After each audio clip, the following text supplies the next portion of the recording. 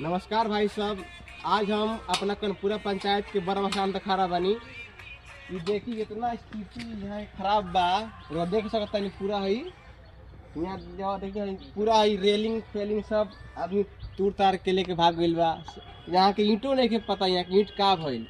आगे देखी है ने हाई देखी राहुल चौतरा का हाल देखिए, दिखाओ कैमरामैन दिखाओ। ये देखिए हाई चौतरा का हाल देखिए, चौतरा के हाल देखिए, ईंटा उटा सब गायब बा। हाई ईंटा उटा सब तूर के गायब बा।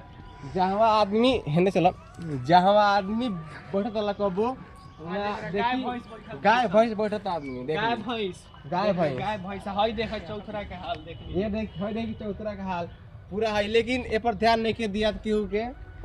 इतना आदमी आयल गइल सत्ता में, लेकिन कोई आदमी काम ना करैलस। पूरा ईंट उट सब खाए बा। देखी होकबो ना करी है देख ली यहाँ के बैठता। यहाँ पहले हमने के बैठते यहाँ गाय भैंस आदमी बैठ बनले बा।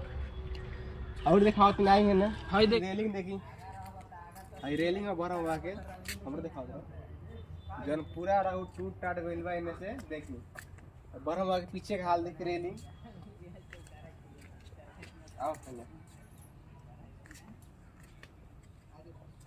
पूरा खत्म हो गइल बा यहाँ से राउट।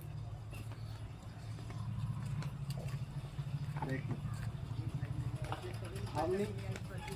हमनी खाना बानी सर कल पूरा पंचायत के बरम स्थान तक। देखी हाई हाल देखी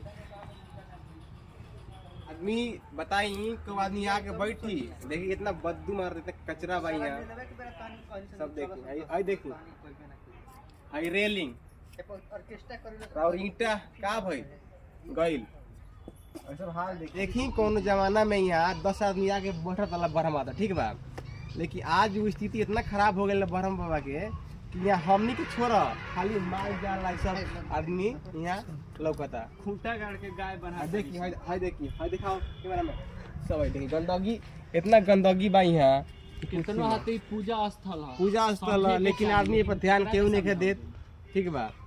कितना आदमी आयल गइल लेकिन केहू ध्यान नहीं के देते पर पूरा चौतरा टूट गइल बा। और बड़ा के रेलिंग वाली सब गायब बा।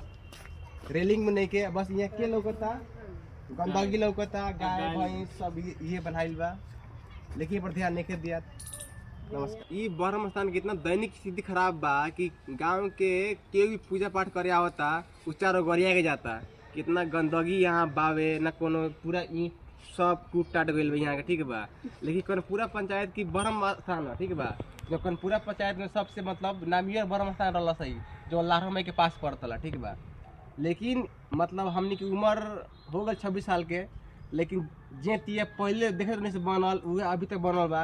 ओकरा से बहुत बेकार हो गइल ओकरा से इतना ही खराब हो गइल बा, टूट टाट के पूरा ईंट और सब चोरी हो गइल यहाँ ठीक बा।